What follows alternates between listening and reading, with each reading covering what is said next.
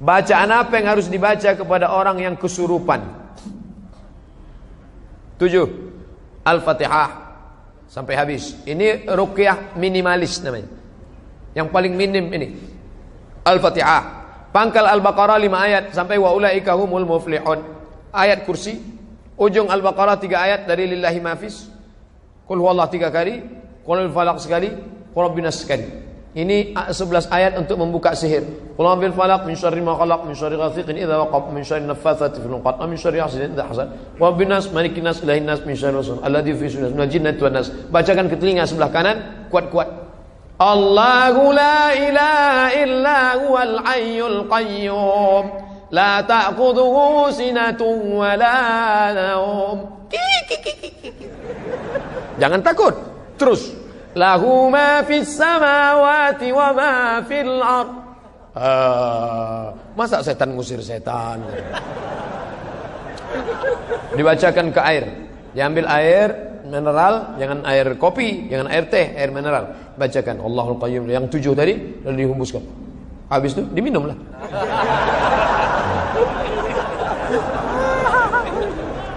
Lalu sisanya dimandikan. Air yang sudah dibacakan diteliti di Jepang, dilihat pakai mikroskop besar, ternyata mengeluarkan molekul-molekul cahaya yang luar biasa. Yang memeriksa siapa? Orang Jepang, tapi orang Islam mengamalkannya. Ini baik. Khusus anak-anak gadis sebelum tidur malam baca dulu itu, tiupkan ke telapak tangan, sapu ke muka. Ini anak-anak gadis kita, adik-adik kita yang cantik-cantik digoda sama laki-laki nakal. Ketika dia lewat dipanggil, "Hai, godain kita dong." Rupanya cewek tadi agak sombong sedikit. "Kamu nikah sama aku?" Wih. Diambil air liurnya, lalu dipelet. Setelah kena pelet, setiap mau makan, begitu dia mau makan ditengoknya bakso, isinya laki-laki itu semua isinya. Berarti dia sudah kena sihir. Maka dibuka. Oke, nahnya. Nah. Ada, saya bukan ngada-ngada. Bagaimana caranya bisa membubarkan tempat hiburan malam? Karena saya yakin di tempat seperti ini adalah pusatnya maksiat. Semua hiburan malam mesti ada izin dari Majelis Ulama Indonesia, tokoh adat, tokoh masyarakat, dan disetujui oleh Polsek. Setuju? Jadi siapa yang mau buat hiburan malam nikah anaknya, dia ngurus surat 3. Pertama, rekom dari MUI. Pak Ketua MUI Kecamatan, ya nanti malam mau pesta anak saya. Kata MUI, apa hiburannya? Ada keyboard tunggal. Lagunya apa? Ini lagunya. Ini pulang-pulang berbadan 2. Jangan. Berubah sama selawat. Setelah MUI setuju, datang ke tokoh adat Sunda. Ini Pak tokoh adat, apa lagunya? Ini lagu ya. Buat satu lagu adat yang mengingatkan supaya kita tetap menjaga adat sopan santun. Oke, tambah lagu religi satu, lagu adat. Datang ke Polsek. Pak Polsek, oke, setuju. Jam 10 tutup. Bisa apa nggak bisa? Bisa. Jangan suruh saya datang ceramah ke situ. Nanti mereka sudah mabuk, baru datang saya, assalamualaikum. Nggak bisa. Ini amar ma'ruf nahi mungkar ini bukan cuma tugas ustadz, tapi tugas kita bersama. Di masjid ustadz menyampaikan ceramah, bapak ibu memfasilitasi, anaknya nikah, perbuatannya baik, sakral, menghalalkan yang haram. Tapi dalam itu dia sudah melakukan perbuatan haram, menyediakan narkoba, menyediakan pesta sampai malam. Insya Allah kalau sepakat yang 3, polisi, tokoh agama, tokoh adat, DPR tingkat kabupaten provinsi, peraturan daerah, pesta keramaian hanya boleh sampai jam 9 malam. Lewat dari itu pengawasan polisi boleh menangkap. Bisa atau tidak bisa?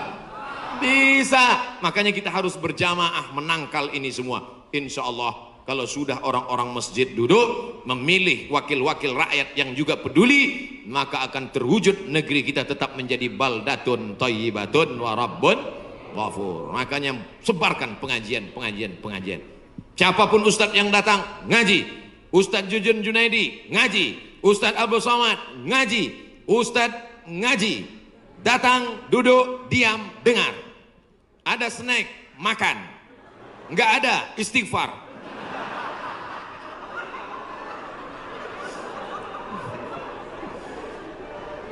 Ustadz Somad, saya manusia banyak dosa, tidak sholat Jumat. Kenapa nggak sholat Jumat? Man tarakal jumu'ata salasa marratin, siapa yang nggak sholat Jumat 3 kali berturut-turut tahawunan, bukan karena sakit, bukan karena darurat, tapi karena menyepelekan panggilan Allah, taba'allahu ala qalbi, Allah mengunci pintu hatinya. Kalau sudah hati terkunci, telinga tersumbat, mata tertutup, khatamallahu ala qulubihim wa ala sam'ihim wa ala absarihim ghishawah. 3 kali sholat Jumat kau tinggalkan, Allah mengunci pintu hatimu. Siapapun yang ceramah tak akan masuk ke telingamu. Na'udzubillah. Saya ingin bertobat dan sudah menjalankan taubat, maka sholat Jumatlah engkau. Siapa yang datang hari Jumat saat yang pertama seperti berkurban seekor onta, datang pada saat yang kedua seperti berkurban seekor lembu, datang saat ketiga seperti berkurban seekor kambing, datang saat keempat seperti berkurban seekor ayam, datang saat kelima seperti berkurban sebutir telur ayam. Sekarang banyak yang datang hari Jumat, jangankan telur ayam, telur puyuh pun nggak dapat. Datangnya kapan? Ketika khotib sudah naik ke atas mimbar, jamaah Jumat yang dimuliakan Allah, baru dia datang. Terlambat, udah terlambat sholat sunat lagi. Allahu Akbar. Pakai baju kaos tertulis, emang masalah buat lo. Orang kalau taubat itu malu sama dosa-dosa masa lalu, bukan bangga. Ini banyak juga orang udah taubat.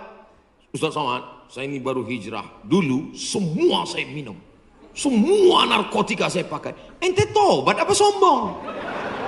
Orang taubat mengenang dosa itu melelehkan air mata, nangis. Ada juga bukan bangga. Ada juga sebagian jamaah sudah taubat nangis. Ustaz, kamu menyesal minjam uang. La illallah.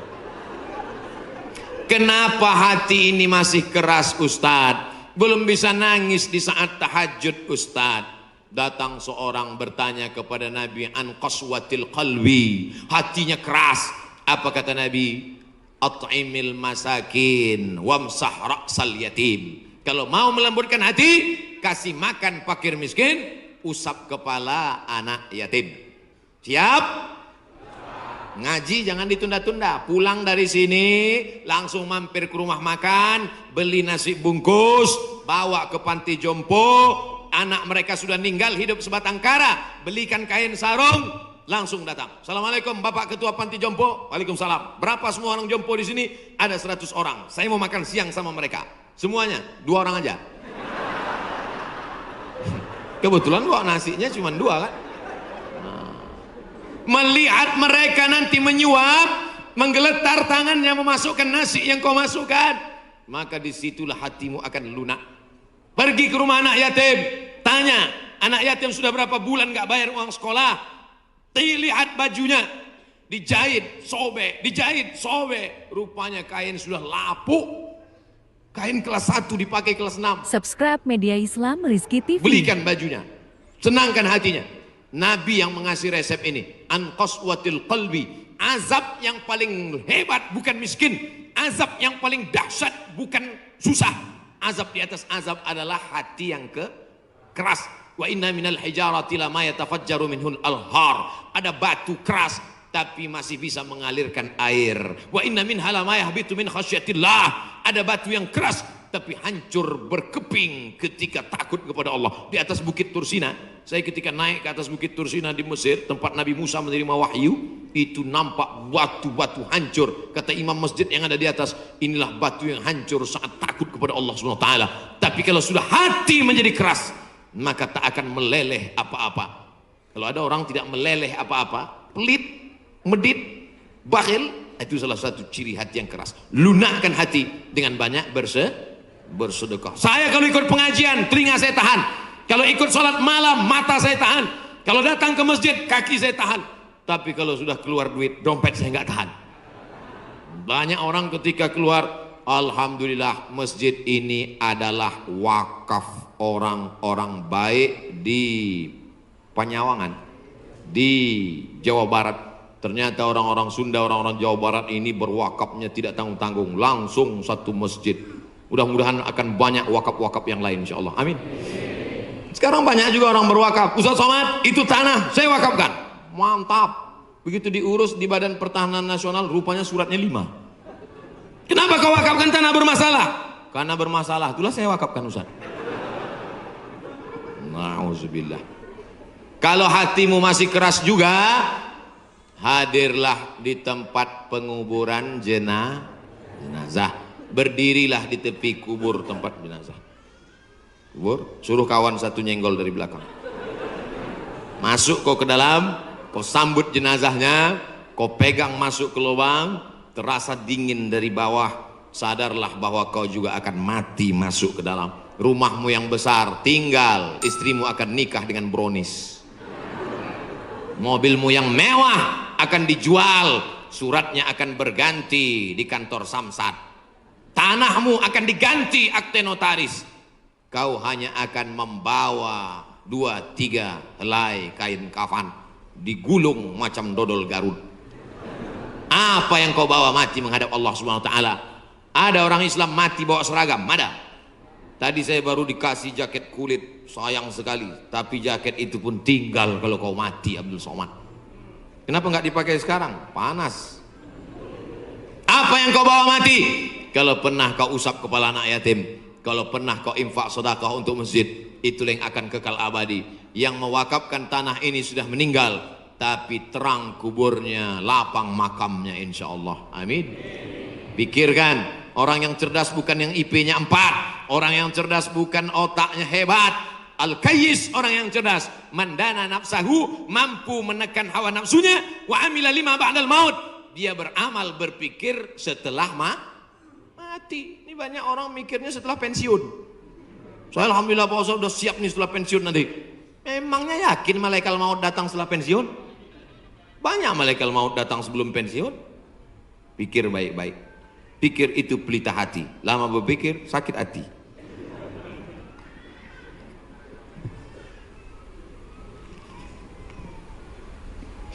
Bagaimana kita bisa membedakan musibah, cobaan, bencana, atau azab?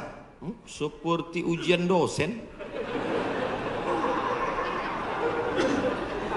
Misalnya virus corona yang sedang merebak sehingga dampaknya pada kaum muslimin, khususnya muslimin di Indonesia yang tidak dapat melaksanakan ibadah umroh. Pertanyaan dari Bapak Ridwan Ahmad Faizin Emrian Abidin Bandung. Ternyata ini pertanyaan kolektif. Misalnya saya demam. Dari mana saya bisa membedakan demam saya itu menghapus dosa, atau demam laknat, atau demam ujian iman, atau demam itu dari mana saya bisa tahu? Oh, kalau demamnya cuman 36 derajat Celcius itu menghapus dosa. Kalau 40 derajat itu laknat. Kalau 100 derajat kebakaran. Di mana kita bisa tahu? Tidak ada yang bisa membedakannya kecuali introspeksi diri. 1. La yusibul mu'min min nasabin wala wasabin wala saqamin wala syaukin yastakuha. Kalau ada orang yang kena susah hati, gundah gulana, sakit, duri menusuk tapak kaki, keluar dari rumah lupa pakai sendal, melangkah, duri menusuk tapak kaki, illa kafarallahu anhu biha sayyi'atuh, maka dengan itu sebenarnya Allah ingin membersihkannya dari dosa. Makanya kita selalu husnuzan. Ana, dalam hadis kursi apa kata Allah? Ana inda husni zanni abdi bi, aku menurut prasangka hambaku kepadaku. Maka kalau kita kena penyakit, yang pertama husnuzan pada Allah, bahwa sebenarnya Allah ingin membersihkan kita dari dosa. Yang kedua, saya nggak ada dosa Pak Ustaz. Apa dosa saya?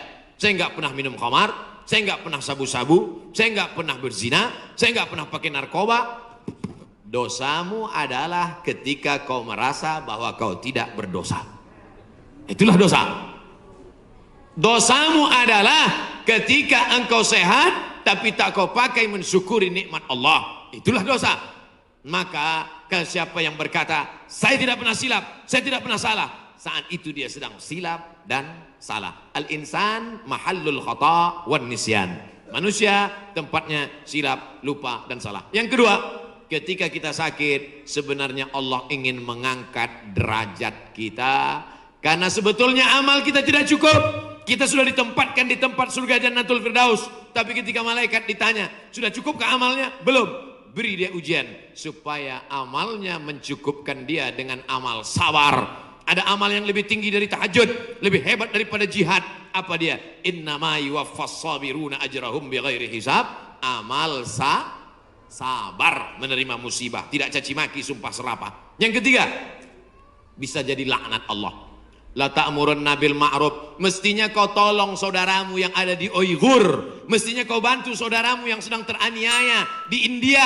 Tapi mulutmu diam, kau tak mau menolong. Ketika musibah dikirimkan Allah dalam bentuk bencana, ternyata yang kena bukan yang jahat-jahat saja, yang baik-baik pun ikut juga kena. Maka tidak ada cara lain kecuali mohon ampun, minta ampun, taubat, nasuha kepada Allah Subhanahu wa ta'ala. Oleh sebab itu maka yang bisa membedakannya hanya Allah, dan kita hanya berhusnuzon kepada Allah Subhanahu wa ta'ala. Bagaimana cara membentengi bencana yang semakin banyak akhir-akhir ini? Itulah yang udah kuceramahkan tadi.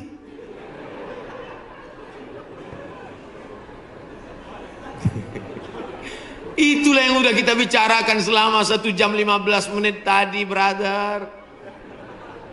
Tadi saya yakin ini pertanyaannya dibuat sebelum ceramah. Apabila kita sudah baca amalan-amalan penangkal musibah, tapi musibah masih saja terus datang, bagaimana sikap kita sebagai muslim? Man lam yardha bi qada'i, siapa yang tidak ridha menerima takdirku, walam yasbir bi bala'i, siapa yang tidak sabar menerima ujianku, falyatlub rabban siwaya, carilah Tuhan selain aku. Ada Tuhan selain Allah? La ilaha illallah. Maka kita tidak ada cara lain kecuali ridha, ikhlas, terima ketetapan Allah. Makanya ketika bangun pagi apa doanya? Raditu billahi rabba, aku ridha menerima Allah sebagai Rabb. Apapun yang kau beri aku terima ya Allah. Wabil islami dina, aku ridha Islam sebagai agamaku. Apapun perintah dan larangan Islam ku amalkan. Wabi Muhammadin nabiyya wa rasula, aku ridha Muhammad sebagai rasulku, maka kita ikut sunnah Rasulullah Muhammad sallallahu alaihi wasallam. Terjadi juga ridha. Tapi kalau terjadi karena kurang usaha, hukum sebab akibat. Sudah disimpan uang di dalam dompet, dompetnya dikunci, dompetnya dalam laci, lacinya dikunci, lacinya dalam lemari, lemarinya dikunci, lemarinya dalam kamar, kamarnya dikunci, kamarnya dalam rumah, rumahnya dikunci, rumahnya dalam komplek, kompleknya dikunci, hilang juga. Terus mau ngamuk. Tidak ada cara lain kecuali ridha kepada Allah. Tapi kalau punya sepeda motor nggak dikunci, malah berhenti mesinnya hidup, kuncinya diletakkan, terus sibuk beli ngobrol, beli kangkung 2 ikat, ngobrolnya 2 jam. Ketika dilihat hilang. Terus ketika hilang suaminya nanya, mana motor kita? Ridho mas. Itu bukan ridho, goblok. Mohon maaf saya kecoplos. Oleh sebab itu maka tetap ada Ahlus Sunnah wal Jamaah mengajarkan kita ada namanya al-kasbu wal ikhtiar. Bahasa kitanya namanya usaha. Kalau pemerintah menyuruh pakai masker, usaha. Jangan tidak ikut. Suruh cuci tangan sering. Sebetulnya kita nggak perlu belajar masalah cuci tangan. Ada nggak ada virus kita tetap cuci tangan, betul? Subuh cuci tangan, zuhur cuci tangan, asar cuci tangan, maghrib cuci tangan, isya cuci tangan, tahajud cuci tangan, witir cuci tangan, duha cuci tangan. Orang Islam paling sering cuci tangan. Makanya saya heran kalau sampai anak-anak kita diajarkan, mama siapkan gayung sama sabun. Untuk apa nak? Hari cuci tangan internasional. Loh, kita nggak perlu diajari cuci tangan. Nanti takutnya 20 tahun akan datang ada lagi namanya Hari Cebok Nasional. Dari 14 abad yang lalu kita sudah bersih, betul? Tidak akan ada bakteri bersarang di ujung-ujung jari kita karena kita paling sering cuci tangan. Tidak akan ada bakteri yang bersarang di ujung kuku kita karena kita paling potong kuku hari Jumat. Kalau seminggu tak akan mungkin kukunya panjang. Makanya Nabi berkata, asfaraka, kukumu kenapa panjang? Inna syaitana yaqudu ma tala minha. Setan duduk di kuku yang panjang.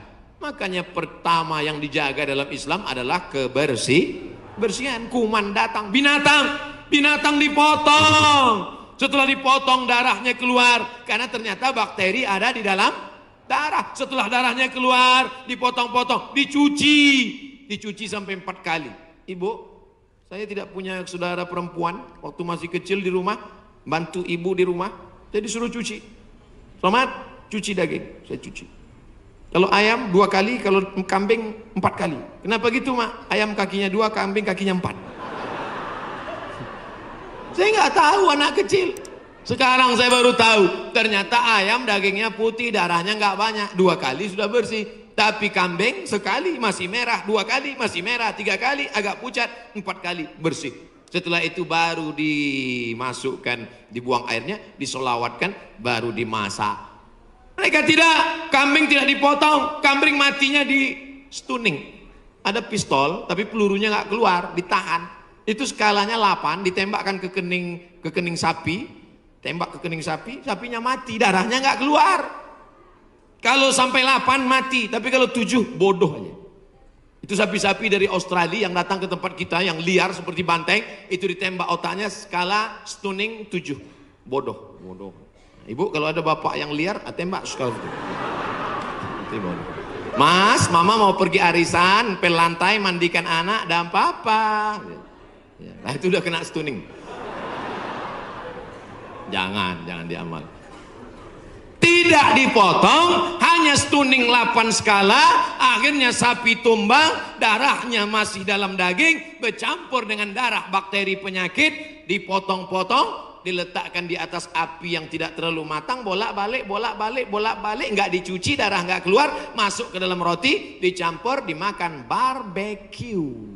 Habis dimakan kena penyakit Medco. Ko sapi, med gila, Medco sapi gila. Sapi aja yang halal bisa menjadi penyakit, apalagi yang dimakan kelelawar, Batman. Maka kita disuruh kulu, makanlah. Tapi yang dimakan itu apa? Min thayyibat.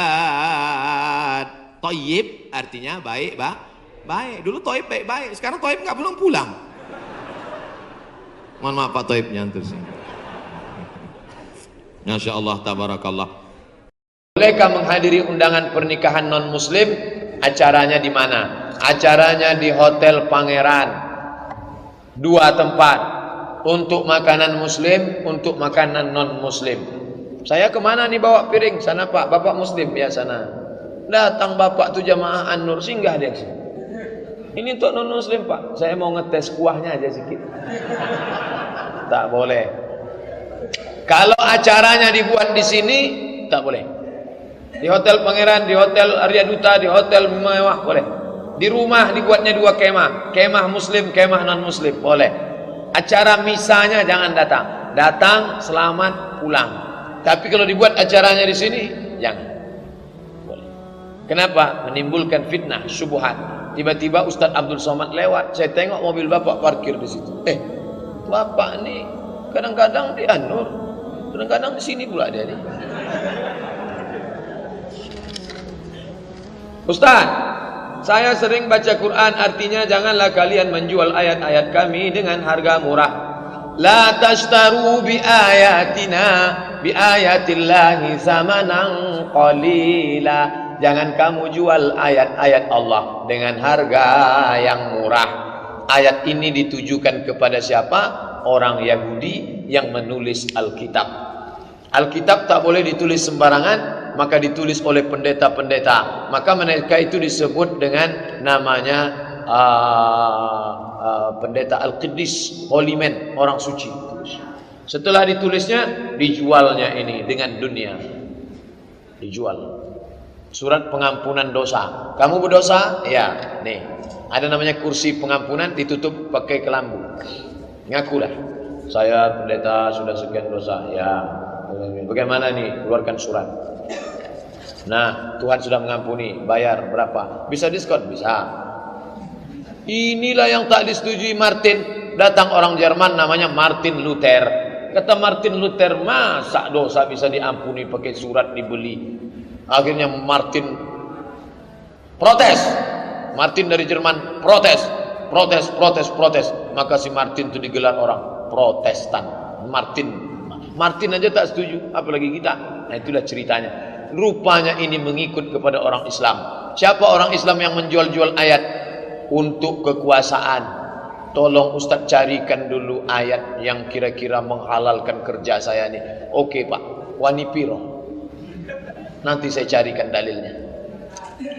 Assalamualaikum. Waalaikumsalam. Ini Ustaz Abdul Somad. Iya, kami mau buat baleho Pak Ustaz. Terus mau kami tulis An-Nisa imadul bilad, perempuan tiang negara. Idza salaatil bilad, kalau perempuan baik maka negara jadi baik. Wa idza fasadatil bilad, kalau perempuan jahat negara jadi jahat. Hadis riwayat. Kami bingung nih riwayat siapa Pak Ustaz? Itu bukan hadis. Allah tolonglah Pak Ustaz. Ini penting untuk calon anggota legislatif kita. Itu bukan hadis. Tapi ada ustaz yang mengatakan hadis. Cantik dia. Itu bukan hadis. Sampai mati kalian cari di kitab tak akan ada. Itu bukan hadis. Itu tak siapa yang buat-buat. Kalau saya mau jahat, itu ada tuh dalam kitab sunat. Kalian bayar aja sama saya agak 10 juta. Nanti saya carikan insyaAllah. Itulah yang menjual-jual ayat Allah Subhanahu Wa Taala. Jangan kau jual dengan harga yang murah. Seberapapun harga di dunia ini murah. Kenapa? Karena di akhirat akan ada balasan. Khairum minad dunya wa ma fiha, lebih baik daripada dunia dan isinya. Apakah dibolehkan kita bermain trading saham? Apapun nama transaksinya, sampai akhir zaman nanti terus mengalami perkembangan pesat. Maka kalau selamat dari 3 halal, tidak ada ghish, tipu, tidak ada zulm, aniaya, tidak ada gharar, gambling, ketidakpastian, halal. Kalau ada ghish, ada zulm, ada gharar, haram. Pikirkan sendiri, renungkan sendiri, ada tak yang 3 itu? Kalau ada, haram. Mustikah 3-3-nya? Tidak, ada saja 1. Gharar, gambling, ketidakpastian, ghish, tipu, zulm, aniaya, haram. Anak saya sudah meninggal dunia, innalillah. Ayah saya sudah meninggal dunia, innalillah wa inna ilaihi. Ibu saya masih sehat, alhamdulillah. Punya tanah, dapat dari warisan orang tuanya. Ibu saya masih sehat, punya tanah, dapat dari warisan orang tuanya. Tanah tersebut kemudian dibangun ayah saya rumah. Paham? Tanah punya ibu, rumah punya ayah. Apakah tanah dan bangunan tersebut menjadi warisan buat kami sebagai anak-anaknya? Tanah itu tetap punya almarhumah ibu. Karena orang menikah hartanya tidak otomatis berpindah. Jangan katakan ketika kita nikah sama istri kita, lalu kita katakan, Adinda, sejak hari ini kau adalah istriku dan aku adalah atasanmu, maka semua hartamu yang kau dapat dari bapakmu, datukmu, moyangmu itu semua sudah punya aku. Ajarkan anak-anak perempuan kita, kalau kau nikah nak, hartamu tidak jadi harta suamimu, harta masing-masing. Oleh sebab itu tanah itu punya ibu yang masih hidup. Rumahnya, nah itu terserahlah bagaimana. Mana bisa kami jual rumah tak? Musyawarah, jangan berkelahi. Wa amruhum syura bainahum.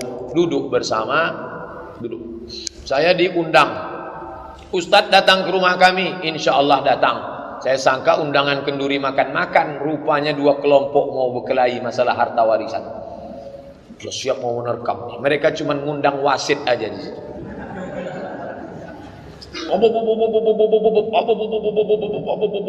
Saya pun udah kacau nih. Saya bilang calling down. Oke. Saya diundang ke sini sebagai orang yang dianggap paham agama, maka izinkan saya bicara. Almarhum meninggalkan ini begini-begini, yang ini dapat jatah begini-begini. Kalau kalian dengar cakap saya ini, pakailah. Kalau kalian tak dengar cakap saya ini, pergilah kalian ke pengadilan. Itu yang dapat saya sampaikan. Terima kasih atas segala perhatian. Assalamualaikum warahmatullahi wabarakatuh. Saya pun pulang. Seminggu sesudah itu datang telepon dari kelompok yang ini. Alhamdulillah Pak Ustaz, sudah lembut hati kami. Datang pula kelompok ini. Sudah lembut hati. Alhamdulillah. Kalau tak mau, pergi ke pengadilan. Selesaikan. menang jadi arang, mati kalah jadi abu.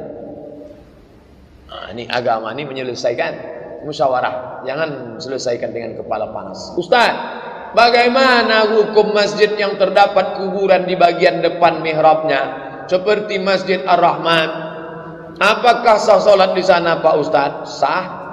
Ada Ustaz mengatakan tak sah. Kalau tak sah, maka tak ada yang sah solat Bapak Ibu di Masjid Nabawi, karena di situ ada makam Nabi. Itu kan Nabi Pak Ustaz, kalau Nabi tak apa-apa. Di samping Nabi ada Abu Bakar, di samping Abu Bakar ada Umar. Tapi kata Ustaz kami tak sah, dicampur aduknya. Jangan campur adukkan antara tiga. Yang pertama, solat di masjid yang di sekelilingnya ada kubur. Dua, solat menghadap kubur. Tiga, menjadikan kubur sebagai masjid. Yang dimaksud Nabi itu mana? Jangan campur aduk antara tiga. Yang dimaksud Nabi, la'anallahu al-yahud wan nasara. Allah melaknat orang Yahudi dan Nasrani. Kenapa Allah melaknat? Ittakhadhu qubur anbiya'ihim masajid. Karena mereka merubah makam-makam orang soleh dijadikan sebagai masjid. Ini makam, diratakan makam itu, dibuat masjid di atas. Itu yang tak boleh. Untuk ngalap barokah. Sampean Arab nanti, Arab ngalap barokah. Maka kubur, ini kubur Abdul Somad, diratakan dengan ekskavator, dibangun masjid di atas, Masjid As-Somad. Siapa yang sholat di atas, itu yang dilaknat Allah itu. Adapun sholat yang ada masjid di sampingnya, kubur, ada kubur, maka tidak menjadi masalah. Sudah saya bahas dalam 37 masalah populer tentang masalah sholat di masjid yang ada kubur. Saya punya utang 150 juta. Saya mau jual saja rumah kontrakan, dapatlah agak 500. Saya punya kemauan untuk mengumrohkan adik dan abang saya yang hidupnya hanya pas-pasan. Kalau rumah itu laku, tangan kanan tak boleh tahu kalau kita memberi tangan kiri. Bagaimana halnya kalau saya diam-diam saja, tak perlu tahu istri dan anak-anak? Jamaah udah tahu.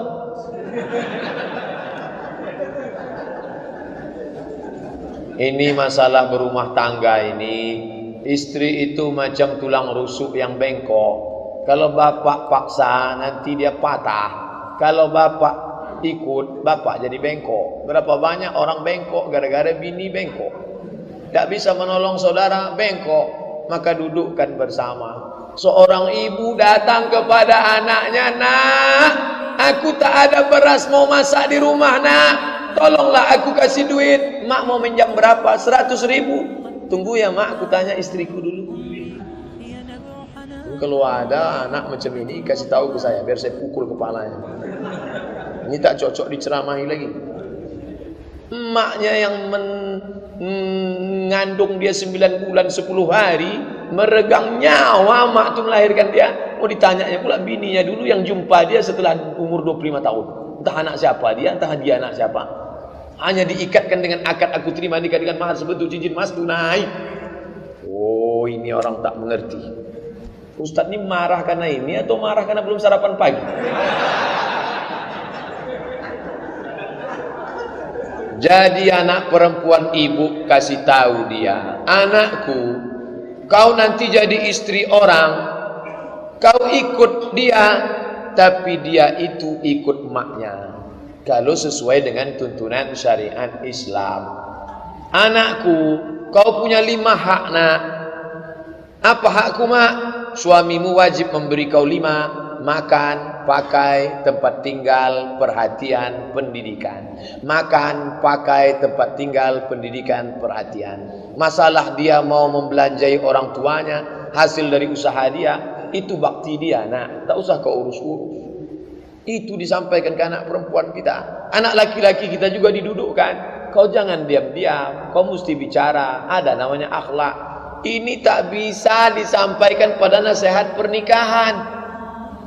Petantun, petatah, petiti, pantun, petatah, petintih dari jam 7 Ustaz Somad itu datang sampai jam 9. Akhirnya barulah masuk. Jumpa itu, ini segala macam kata sambutan habis.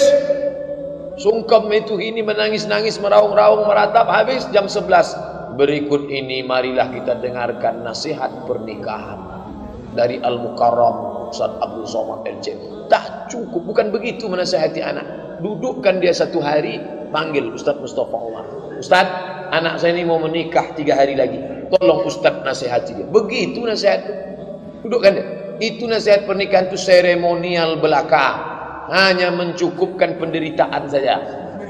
Orang dari tadi menunggu makan, datang. Di masyarakat pada waktu azan subuh ada beberapa orang yang menyalakan as-salatu khairum minan naum, dipanjangkan. Bagaimana pendapat Pak Ustaz?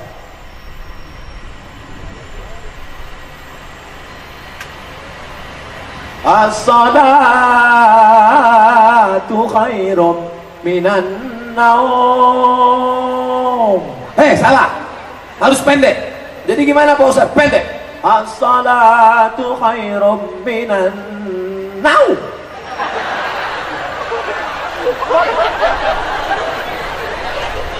Sekarang saya baca Quran. Dengar baik-baik. Li'ilafi Quraisy ilafihim rihlatasy syita'i was-shaif falyabudu rabb hadzal bait alladzi at'amahum min ju' wa amanahum min khauf. Panjang apa pendek? Panjang kan? Boleh. Kalau nggak boleh panjang, wa amanahum min khauf. Boleh. Yang mengatakan nggak boleh itu dia kebetulan sedang tidur. Allahu Akbar, Allahu Akbar, ya bangun. Pas dengar as-salatu khairum minan naum, besok pagi dia salahkan. Ente kenapa nggak ke masjid? Salah ente, lagunya terlalu slow. Makanya itu larang dia. Jangan lagi. Nah, besok dia robah. As-salatu khairum minan naum. Boleh apa nggak boleh panjang? Boleh. Wa amanahum min khauf. As-salatu khairum minan naum. Sama itu. Saya berdagang setiap malam saja. Oh, malam aja. Apakah saya berdosa? Karena di dalam surat An-Naba ayat 10 dan 11 malam dijadikan sebagai istirahat. Waja'alna al-laila libasa waja'alna an-nahara ma'asya. Malam kami jadikan sebagai pakaian, tempat istirahat, sedangkan siang mencari nafkah. Kalau begitu yang jual jamu malam masuk neraka, yang jaga malam masuk neraka, yang perawat bidan dokter sip malam masuk neraka. Ini ngajinya di mana?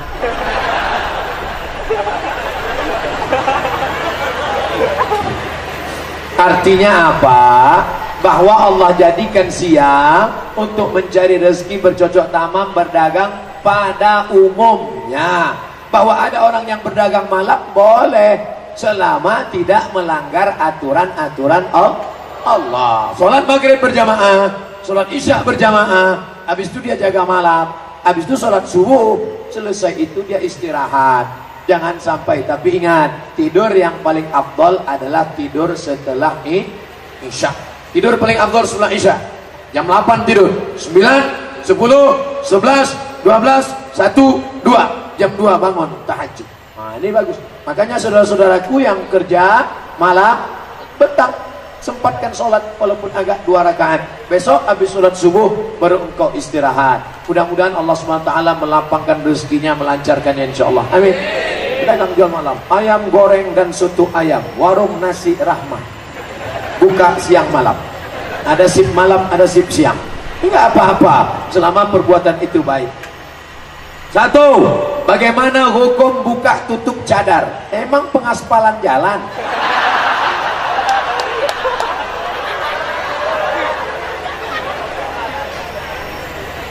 Pendapat yang pertama mengatakan cadar wajib. Ulama Saudi Arabia, Syekh Ibn Utsaimin, Syekh Twigri, Syekh Abdul Aziz bin Baz mengatakan cadar wajib. Pendapat yang kedua, Syekh Muhammad Al-Ghazali, Syekh Muhammad Mutawalli Sya'rawi, Syekh Yusuf Al-Qardawi mengatakan cadar baik tapi tidak sampai wajib. Ustadz di mana? Saya pertengahan. Yang mau pakai cadar silakan, yang mau lihatkan wajah silakan. Jangan yang pakai cadar dengan yang memperlihatkan wajah kelahi. Yang pakai cadar kelahi dengan yang pakai jilbab. Nanti yang ketawa yang nggak pakai baju. Yang pakai cadar bagus. Laki-laki jangan ngejek yang pakai cadar. Ini sekarang banyak laki-laki kalau ngelihat orang pakai cadar, ngelihat yang pakai cadar kau ejek, tapi orang pakai rok pendek kau diam. Ngelihat orang pakai cadar kau ledek, tapi ngelihat orang yang pakai baju you can see kau diam, berarti kau setan. Yang pakai cadar silakan, karena cadar bagian dari ajaran agama Islam. Yang belum pakai cadar ya nggak apa-apa, karena ada pendapat ulama yang membolehkan nggak pakai cadar. Yang jadi masalah Pak Ustadz, dia buka tutup, kadang pakai cadar kadang enggak, ya nggak apa-apa, karena tidak keluar dari dua pendapat tadi. Yang nggak boleh itu pakai jilbab setengah hati. Di depannya kelihatan.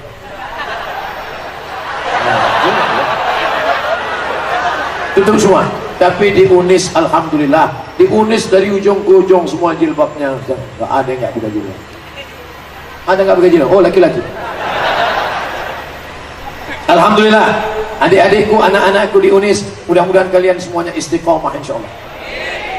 Yang masih mahasiswi sudah pakai jilbab, kalau nikah sama suami nggak suka pakai jilbab, itu jilbabmu bisa melayang. Maka ibu hati-hati bu, kalau dapat mantu nggak suka pakai jilbab, oh dia suruh buka itu jilbab, buka jilbabmu. Aku nggak bisa mas, sorgamu di bawah tapak kaki. Subscribe Media Islam Rizky Pembodohan. Apa hukumnya suami menikah lagi tanpa sepengetahuan istri?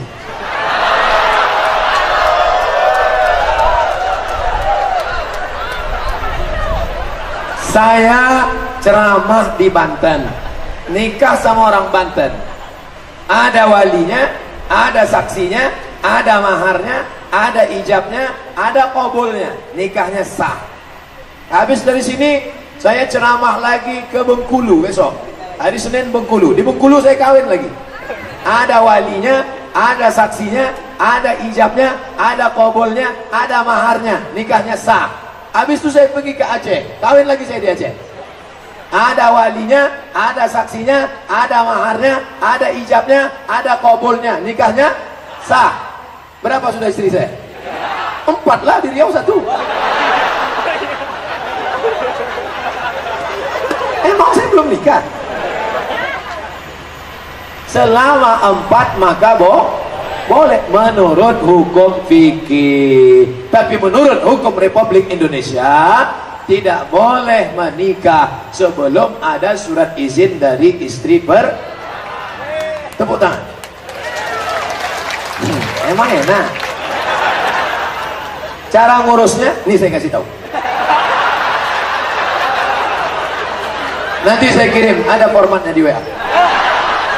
Buat surat, saya yang bertanda tangan di bawah ini, nama, tempat, tanggal lahir. Saya izin suami saya menikah sekali lagi, matre 6.000. Dibawa ke kantor pengadilan agama. Nanti Bapak Hakim bertanya, Ibu istri pertama? Betul Pak Hakim. Betul ini surat Ibu? Betul. Ibu yang tanda tangan? Betul. Saya tanya sekali lagi, betul? Betul Pak Hakim.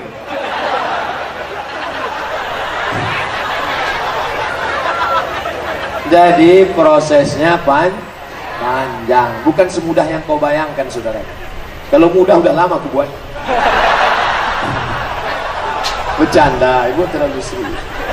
Saya sedang menjelaskan kepada laki-laki ini bu, yang sudah punya niat banyak ini. Jelaskan kepada mereka semua, jangan mudah saja, mesti ada surat izin dari kalian. Udah, tenang hatinya, sudah tenang? Tenang. Nah, makanya sebelum tidur malam, yakinkan di dekat tempat tidur itu tidak ada pena. Sebelum tidur jangan ada pena. Kita khawatir pas ibu tidur nanti di tanda tangan. Nah. Pensil yang untuk mata itu juga hati-hati. 3. Ada yang berpikir untuk apa sekolah tinggi bagi perempuan jika ujung-ujungnya ke dapur. Bagaimana tanggapan Pak Ustadz? Ini orang layaknya hidup sebelum zaman Syekh Yusuf. Aisyah istri Nabi mengajar sahabat Nabi, bahkan ijtihadnya lebih hebat daripada sahabat Nabi yang laki-laki. Maka perempuan bisa berkarir dan berkarya. Saya kuliah di Maroko, dosen saya di Darul Hadis namanya Dr. Faridah Zamrou. Dr. Faridah Zamrou, perempuan.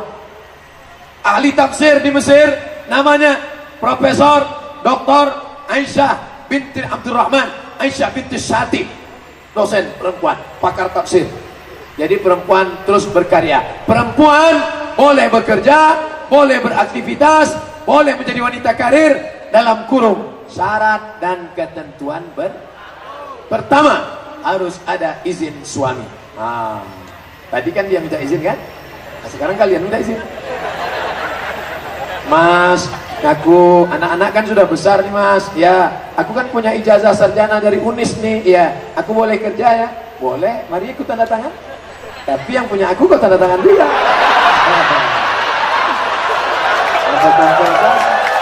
Insya Allah enggak.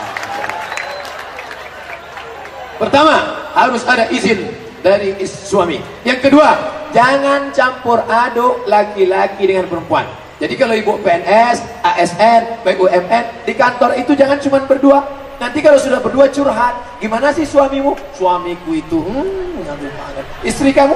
Istriku, aku nyesal nikah sama dia. Akhirnya makan siang bersama. Setelah makan siang bersama, no free lunch, tak ada makan siang yang gratis. Terjadilah apa yang terjadi. Na'udzubillah. 3, jangan bersolek-solek jahiliyah. Lipstick 2 inci, tepung terigu. Ada perempuan kita lihat wajahnya ingat tepung terigu. Pakai bedak tebal, sampai di tempat acara kipas angin mati, meleleh. Tadi di rumahnya udah dicukur duluan. Kawan dan nelpon bolak-balik, gimana Jen? Kan kita pergi. Iya. Wah, ini hilang. Untung ada spidol whiteboard. Alhamdulillah. Sampai di tempat acara panas luntur. Panas ya? Iya, panas. Berserak-serak. Kenapa sejak ini orang senyum aja ya? Senyum. Rupanya lihat. Orang senyum kita senyum, yang disenyumkan orang tidak. Na'udzubillah. Pertama, izin suami. Yang kedua, tidak berdua-dua dengan yang tidak mahram. Yang ketiga, tidak bersolek jahiliyah. Yang keempat, menutup aurat. Yang kelima, tidak bersuara mendesah-desah. Makanya bagi yang kerja-kerja di kantor, jangan besar. Gimana bawa laporan saya? Ambil sana, besok. Gimana laporan saya? Besok siap. Gimana? Besok. Jangan tanya. Harus tegas. Assalamualaikum. Waalaikumsalam. Gimana? Banten. Gimana nih? Unis.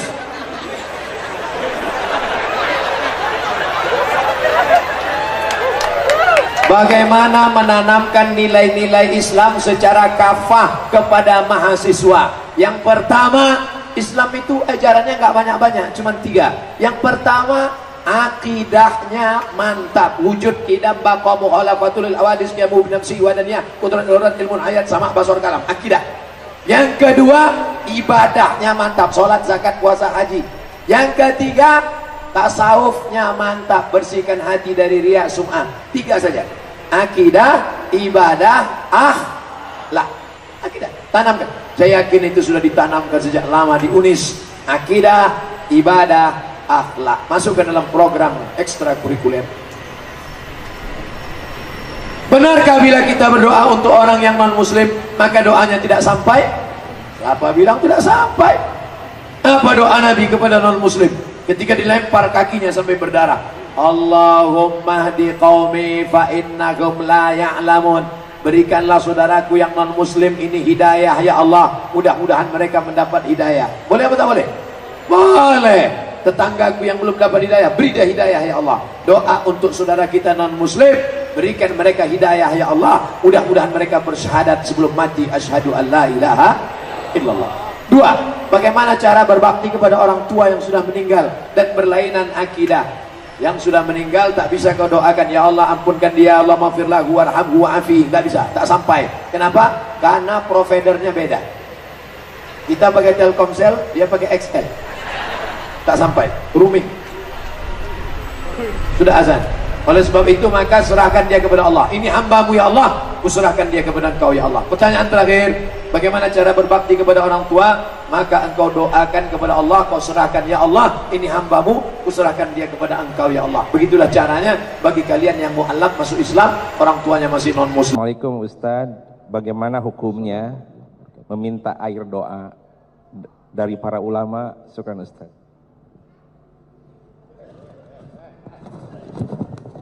Sahabat Nabi ada bernama Abdullah ibnu Abbas radhiyallahu an. Dialah yang didoakan Nabi, Allahumma faqihum fid din, dalamkan ilmu agamanya, wa 'allimhu ta'wil, ajarkan dia ta'wil Al-Qur'an. Apa kata Abdullah ibnu Abbas? Boleh hukumnya membacakan ayat kepada ayat-ayat dibacakan ke air, lalu air itu dipakaikan untuk diminumkan pada perempuan yang susah melahirkan anak atau dimandikan. Saya tulis dalam buku 37 masalah populer. Dalam masalah bid'ah, apakah bid'ah membacakan doa dan ayat kepada air? Tidak, karena itu amal sahabat. Bahkan ada seorang sahabat ketika musafir ketemu dengan orang di kampung itu gila, lalu minta doa, maka dibacanya Al-Fatihah berulang kali dan air liur dia tahan. Jangan lupa like media Sampai Islam banyak. Rizky Setelah itu TV. dia ludahkan. Sehat. Nah, nanti kalau ketemu orang gila, tahan Al-Fatihah banyak-banyak, udahkan. Jadi dalil hadis ada, dalil fatwa sahabat ada tentang membacakan ayat-ayat untuk air. Bismillahirrahmanirrahim. Allahu la ilaha illal qayyum la ta'khudhuhu sinatun wa la naum. Dan ternyata ayat yang dibacakan kepada air itu ternyata hidup, dan setelah diteliti, yang menelitinya bukan orang kita, justru orang Jepang. Molekul cahaya dilihat dengan mikroskop super besar, memperlihatkan ayat-ayat dibacakan, doa-doa ke air memberikan efek yang luar biasa. Makanya bacakanlah ayat. Hanya saja ayat yang sudah dibacakan ke air, airnya tidak boleh dipakai cebok, minum habis atau disiramkan ke bunga. Wallahu a'lam bishawab. Masyaallah. Ustaz sejenak agak nyebrang mewakili anak muda milenial. Gimana hukumnya Ustaz tidak berpacaran tapi saling berkomitmen satu sama lain? Jangan terjebak pada bahasa. Ini banyak orang main-main bahasa. Assalamu alayka, bunyinya mirip dengan assalamu alayka. Ternyata assalamu alayka, peace be upon you. Tapi kalau assalamu alayka, matilah kau. Yang suka main-main bahasa ini Yahudi. Ya ayyuhalladzina amanu, hai orang beriman, la taqulu ra'ina, jangan katakan ra'ina, wa qulun zurna wasma'u, ganti dengan kalimat lain, karena ra'ina itu diplesetkan dari ra'una. Jangan mainkan kata-kata, bermain kata yang sebetulnya maknanya sama. Kamu pacarannya? Enggak, ini pacaran syariah. Lihat aja, kami panggilnya aja ya abi ya ummi. Bulan pertama, bulan ketiga ya akhi ya ukhti. Berikutnya ya almarhum ya almarhumah.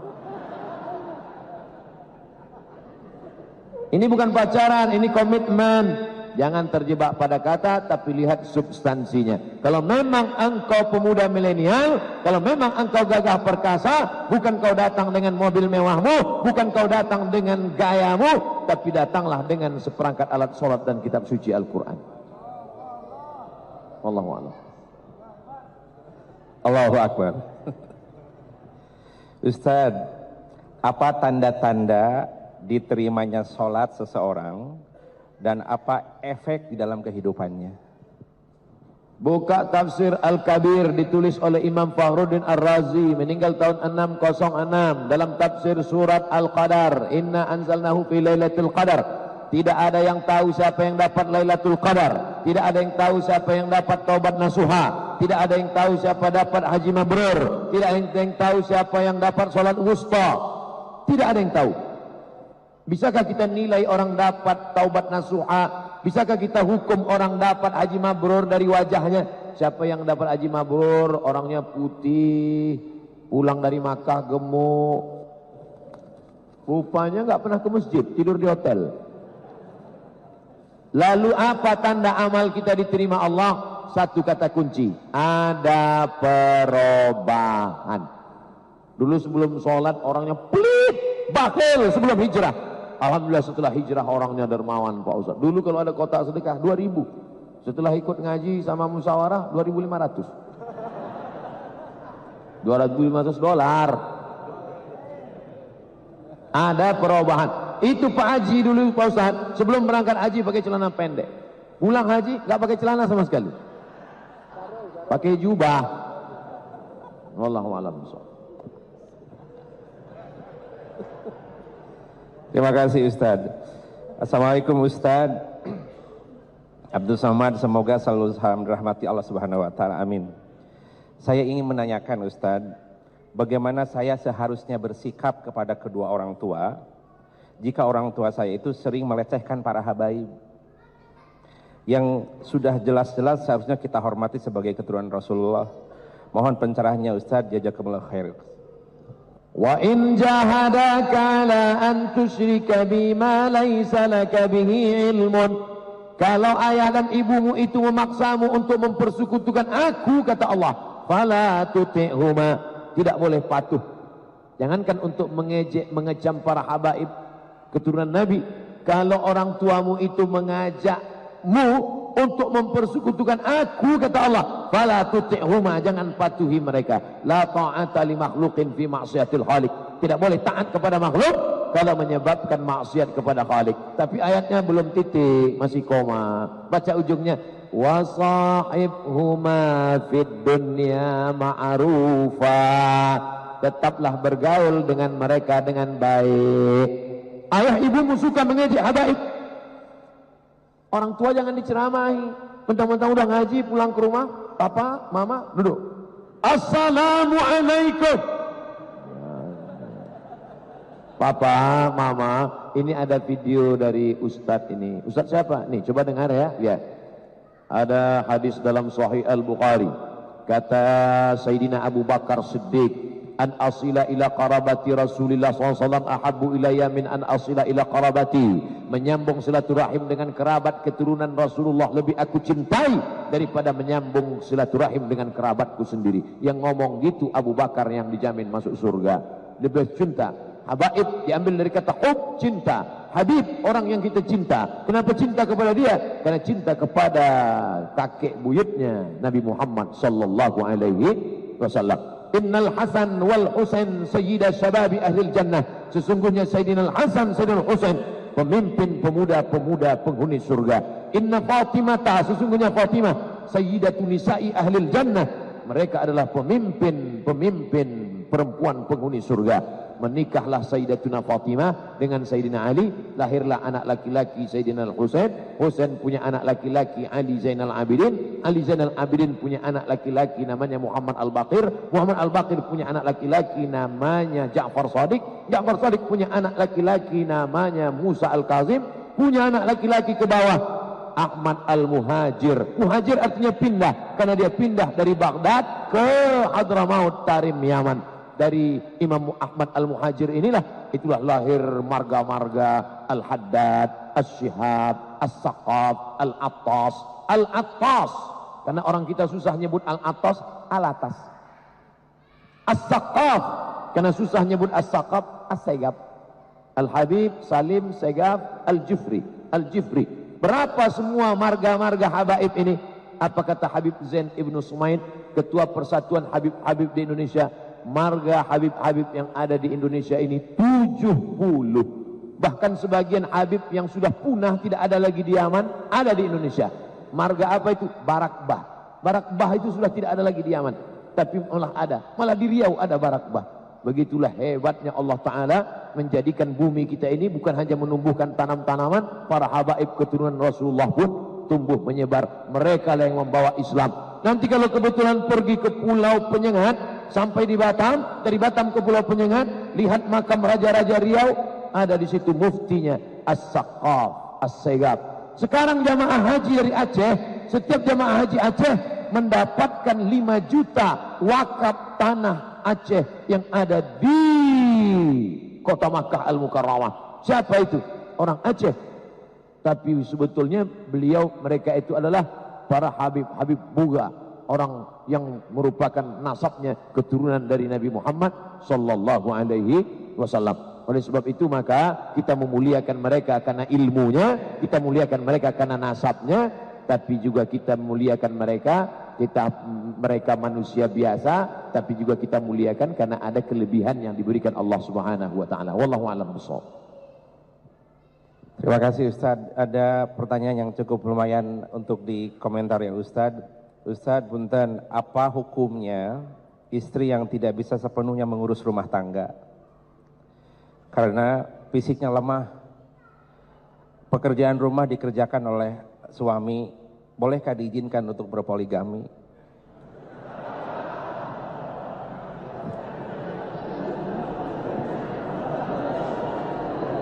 Ini pertanyaan radikal.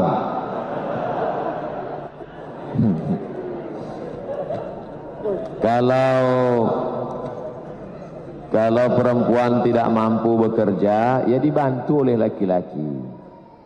Kamu mampu memasak ini? Tidak. Kamu mampu mencuci? Tidak. Kalau gitu aku bantu ya. Gimana caranya? Aku carikan satu lagi. Pembantu maksudnya. Inilah saya mancing bapak ini, coba lihat. Begitulah keinginan mereka yang tak tersalurkan nampaknya. Ibu tenang saja, karena di Indonesia tidak bisa laki-laki menikah sebelum ada izin dari istri pertama yang ditandatangani matre 6.000. Makanya nanti sebelum tidur malam yakinkan di sekitar kamar itu tidak ada matre 6.000. Karena kita khawatir bisa jadi sebelum tidur. Adapun tentang masalah ini, wa amruhum syura bainahum. Kalau memang dia izin, tidak perlu menunggu lemah dan sakit. Itu ada salah seorang dosen, ketika kami pergi kondangan, dia berjalan dengan 2 orang perempuan. Ustaz tahu nggak itu siapa perempuan itu? Siapa itu? Itu istrinya. Yang itu istri yang dinikahkan oleh istri pertamanya. Nah, begitu. Tapi kalau siap, kalau tidak siap jangan. Macam kerakap tumbuh di batu, hidup segan, mati tak mau. Oleh sebab itu bermusyawarah lebih baik. Tapi kalau tidak mampu menimbulkan mudarat, darul mafasid muqaddam ala jalbil masalih. Menolak mudarat lebih dikedepankan daripada mengambil manfaat. Wallahu a'lam bishawab. Terima kasih Ustadz, selesai dari perangkap ya. Ustadz punten, apa saja supaya istri kita yang lemah itu terbantu? Maka ada pertanyaan berikutnya, apa saja yang termasuk akhlak baik untuk calon suami? Perempuan melihat laki-laki ada 2, laki-laki melihat perempuan ada 4. Perempuan dengan walinya melihat laki-laki itu 2. Idza ja'akum man tardawna dinahu. Kalau kau lihat laki-laki itu baik agamanya, wa khuluquhu baik akhlaknya, fazawijuhu, nikahkanlah anak gadismu dengan dia. Illa taf'aluhu, kalau kau tidak nikahkan dengan dia, takun fitnatun fil ardi wa fasadun arid, akan terjadi kerusakan yang amat sangat besar di atas muka bumi Allah. Jadi laki-laki itu syaratnya lebih sedikit daripada perempuan. Baik agamanya, sholat berjamaah, rajin puasa sunat, tutur katanya lembut, berakhlakul karimah, terimalah dia. Iyakunu fuqara, kalau dia miskin, susah, yughnihimullah, Allah akan mengkayakan dia, Allah akan bukakan rezeki untuk dia. Sedangkan laki-laki melihat perempuan ada 4. Tungkahul mar'atu li 4. Perempuan dinikahi karena 4. Lima liha karena hartanya, kaya raya. Wali hasabiha karena keturunan orang baik-baik. Wali jamaliha karena cantiknya. Wali diniha karena agamanya. Fazfar bidzatid din, pandang yang terakhir karena agamanya. Taribat yadaka, maka selamatlah engkau dunia akhirat. Wallahu a'lam bishawab. Terima kasih. Ada berikutnya Ustaz, mohon izin. Apakah ada syariat amaliyah berkaitan tentang kelahiran Rasulullah Sallallahu Alaihi Wasallam? Syariat amaliyah, apakah yang diamalkan ketika kelahiran Nabi berkaitan tentang syariat Islam? Kata Al-Hafiz Jalaluddin Abdurrahman As-Suyuti, meninggal tahun 911 Hijrah.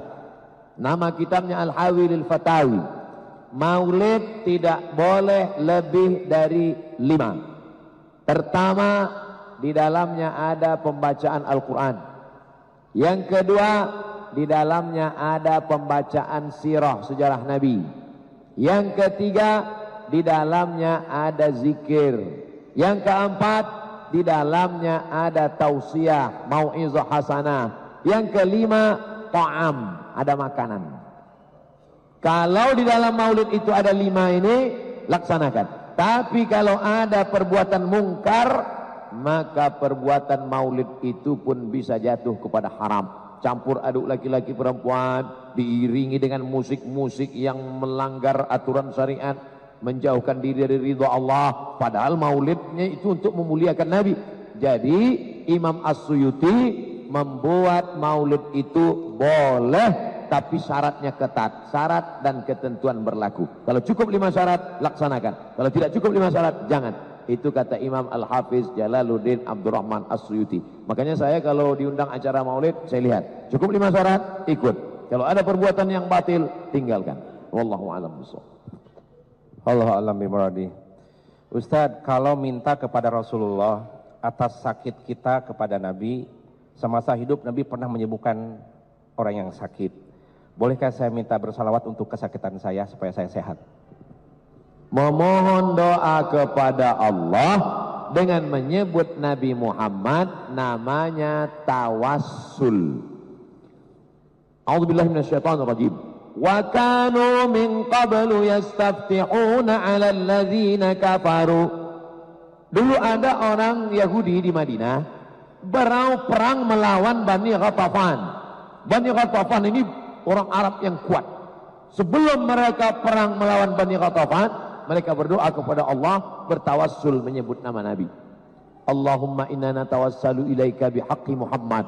Ya Allah, kami mohon kepada Engkau dengan kemuliaan Nabi yang akan Kau utus akhir zaman, menangkan kami melawan Bani Ghatafan. Itulah makna ayat wa kanu min qablu yastaftihuna 'alal ladzina kafaru. Mereka berdoa kepada Allah dengan menyebut nama Muhammad sallallahu alaihi wasallam. Apa komentar ulama tentang hadis ini? Kalau memohon doa kepada Allah menyebut Nabi sebelum ada saja boleh, apalagi setelah dia ada. Itulah boleh bertawassul dengan Nabi walaupun Nabi sudah meninggal dunia. Karena sebelum dia wujud saja boleh, apalagi setelah dia ada. Dan Nabi itu meninggalnya tak sama dengan meninggalnya kita. Dia meninggal hanya berpindah alam.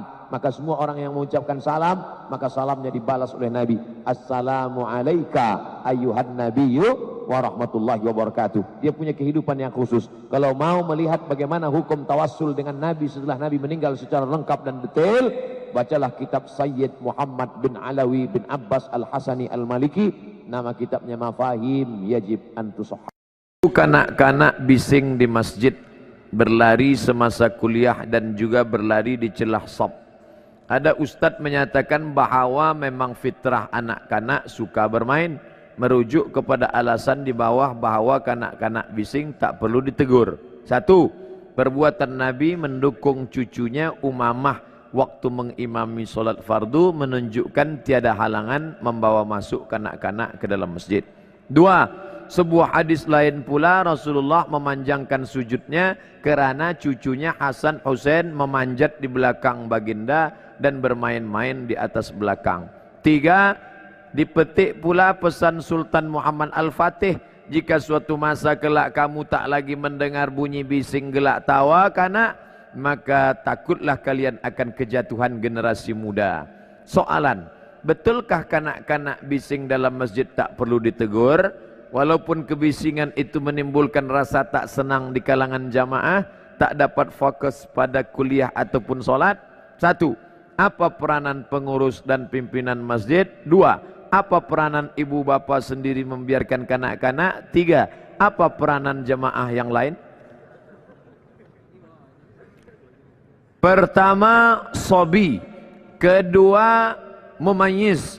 Ketiga, amrad. Sobi, anak kecil yang tak boleh ditegah.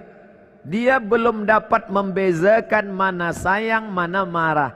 Bila kita tegah dia, dia pula berbalik. Budak sobi macam ini 1, 2, 3, 4 tahun tak boleh dibawa ke masjid. Begitu fatwa ulama Saudi Arabia. Seorang sembahyang, pakcik tua berkacamata, dia letak di bawah. Budak-budak lari-lari. Dia cemas menengok tu.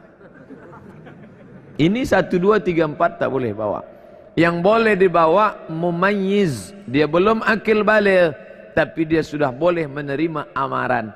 Maka dibuatkan satu saf di belakang, satu saf. Begitu dalam fatwa Syekh Atiyah Saqar, Mufti Al-Azhar.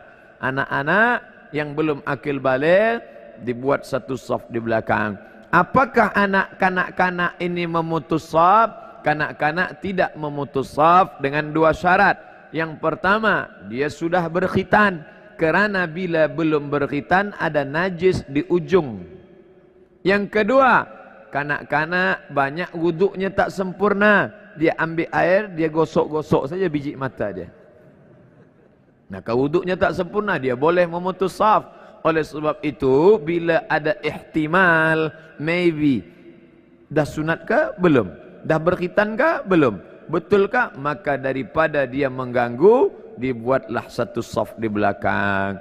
Ada satu orang dewasa, saya masuk ke Masjid Raya Riau, ada seorang dewasa membawa kayu, rotan. Saya tanya, ini nak pukul anak kanak kah? Tidak, lantai sahaja. Dia nak tengok. Nanti selepas itu barulah dia salat. Sama seperti security penjaga Raja Tuan Imam di Masjidil Haram. Lepas 10 orang tidak salat, lepas itu barulah mereka salat. Untuk yang kedua, demi untuk menjaga. Maka ini bak kata pepatah Melayu, menarik rambut dalam tepung, tepung tak rusak rambut ditarik. Jangan kata anak-anak jangan bawa masjid. Bila anak-anak tak ke masjid, bila kita mendidik anak datang ke masjid? Tapi semua anak kita bawa ke masjid, orang yang naik darah pula mengamuk. Hilang kaji bahagia malam ni. Oleh sebab itu jalan tengahnya adalah, maka kita bawa anak yang mumayyiz, letakkan dalam satu saf di belakang, ada satu orang menjaga, maka insya-Allah selamatlah anak kita dan ibadah orang tuanya pula selamat. Apakah ganjaran memberi orang makan? Apakah mesti hanya pada fakir miskin sahaja? Contohnya beri makan pada jamaah selesai majlis ilmu. Kalau saya cakap bahawa makan hanya untuk fakir miskin, tentu selepas ini takkan ada jamuan makan untuk jamaah di masjid-masjid. Sedangkan kita tahu di Kuala Lumpur, di Malaysia, selepas kajian ada jamuan makan. Nabi dijemput hadir di rumah sahabat, dimasakkan Huzairah. Daging yang dipotong kecil dimasak pakai tepung gandum. Selepas makan bersama sahabat, Nabi bertanya, mana sudut rumahmu yang aku akan solat di sana mendoakan engkau? Bekas tempat sujud Nabi di dalam rumah itu dijadikan musalla al-bait dalam rumah untuk solat tahajud malam, mengambil barakah tempat sujud Nabi.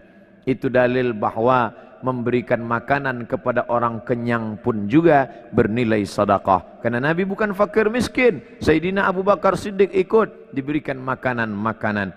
Adapun sahabat memberikan makanan kepada ahlus suffah yang dipimpin oleh Sayyidina Abu Hurairah radhiyallahu an bersama para sahabat radhiyallahu anhum ajma'in, maka bersedekah tak hanya tengok orang miskin dan susah, tapi juga kepada sahabat-sahabat kita bagi makanan, kita bagi pakaian. At'imut ta'am, bagi makanan.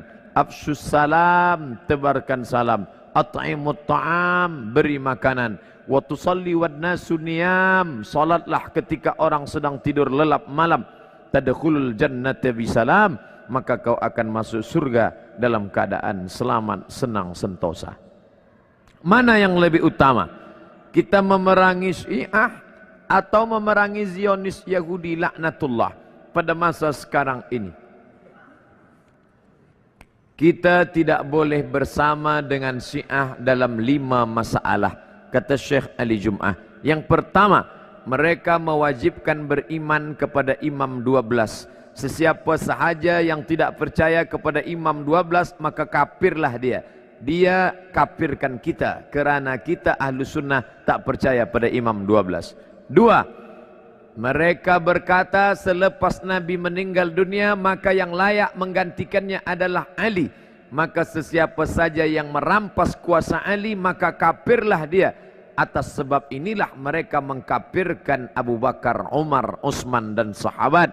Mereka kafirkan sahabat kecuali 3. Siapa dia? Miqdad bin Aswad, Abu Dzar Al-Ghifari dan Salman Al-Farisi. Lain daripada itu kafir. Maka perhatikan, bila ada ustaz mengkafirkan sahabat Nabi, ini ciri daripada sifat Syiah. La tusalli khalfa rafidhi. Jangan engkau salat di belakang Syiah Rafidah. Datang sahabat Imam Syafi'i bertanya, kata Syafi'i, jangan kau salat bila imamnya Syiah Rafidah, jangan kau salat di belakangnya. Sifhum lana, beri kami ciri sifat dia supaya kami tahu bahwa dia Syiah Rafidah. Man qala inna Aba Bakrin wa Umar laisa bi imamaini fahuwa rafidhi. Sesiapa sahaja yang menyebut bahwa Abu Bakar dan Umar tak layak menjadi khalifah kerana merampas Ali, maka dia adalah Syiah Rafidhi. Imam Syafi'i berkata demikian. Yang ketiga, mereka berkata bahwa Al-Quran itu adalah yang dibuat-buat oleh Abu Bakar, Umar dan Utsman, bersekongkol membuat Quran. Mereka buang nama-nama Ali dalam Al-Quran. Sesungguhnya kami punya mushaf namanya Mushaf Fatimah yang sedang dipegang Imam Al-Qaim, tebalnya 3 kali lipat daripada yang ada di tangan kamu, dan nanti Imam Al-Qaim datang. Bila mereka tidak percaya kepada Quran yang sekarang, mengapa mereka tetap memegang Quran yang ada sekarang? Itu pun mereka bahaskan. Sementara Quran yang asli datang, maka bacalah yang palsu ini dulu. 4. Mereka mengatakan Allah tak tahu apa yang terjadi di masa akan datang. Itulah namanya akidah bada. Bada ya bedu, bada ya bedu, tidak tahu. Maka muncul nasikh mansuh kerana Allah tak tahu apa yang akan terjadi di masa akan datang. Maka akidah ini batil karena menisbatkan kejahilan kepada Allah Subhanahu wa taala. Yang kelima, mereka bertaqiyah. Taqiyah. Bila banyak ahlu sunnah, kita tanya, awak ahlu sunnah ke Syiah? Dia akan berkata, aku ahlu sunnah. Bila banyak orang bermazhab Syafi'i, dia akan berkata, aku mazhab Syafi'i. Tapi sebenarnya batin di dalamnya adalah Syiah. Maka ini taqiyah. Maka mereka mengkafirkan kita. Mana yang lebih berbahaya? Yahudi kah atau Syiah? Pahami sendiri. Yahudi jelas dia Yahudi. Tapi ini dalam zahirnya memusuhi, mengkafirkan, dan batinnya mengkafirkan, tapi zahirnya menampakkan diri sebagai muslim, padahal dalam hatinya halal darah kita, dia benci kita. Jangankan kita, Abu Bakar dan Umar pun dia bacakan selepas solat subuh doa laknat sanamai Quraisy. Allahumma al'an sanamai Quraisy wa taghutaihima wa jibtaihima. Laknatlah 2 berhala Quraisy, Abu Bakar dan Umar. Dalam kitab mereka katakan Abu Bakar laknatullah alaih. Kalau Abu Bakar laknatullah alaih, apalagi Abdus Somad. Saya ada lihat YouTube di mana Ustadz mengatakan bahwa pada pendapat Ustadz hukum solat berjamaah di masjid bagi lelaki adalah wajib. Ustadz telah memberikan 5 dalilnya. Namun ada juga pendapat yang mengatakan ianya sunat muakkad. Adakah ini boleh dianggap sebagai sebuah khilafiyah? Menurut mazhab Syafi'i sunnat. Menurut mazhab Maliki salat berjamaah di masjid sunnat muakkad. Menurut mazhab Syafi'i fardu kifayah. Menurut mazhab Hambali fardu ain. Itulah mengapa banyak masjid di tempat kita orang tidak datang ke masjid kerana dia berpahaman fardu kifayah. Asal sudah ada imam dengan makmum, sudah fardu kifayah. Macam memandikan jenazah, fardu kifayah. Awak tak ikut mandi jenazah, dah cukup dah fardu kifayah. Allahu Akbar, Allahu Akbar. Awak tak ke masjid, fardu kifayah. Salahkah Imam Syafi'i? Tidak. Kerana masa itu masjid kecil orang banyak, maka cukuplah yang ada di dalam masjid itu saja. Sekarang terbalik, masjid besar orang tak ada.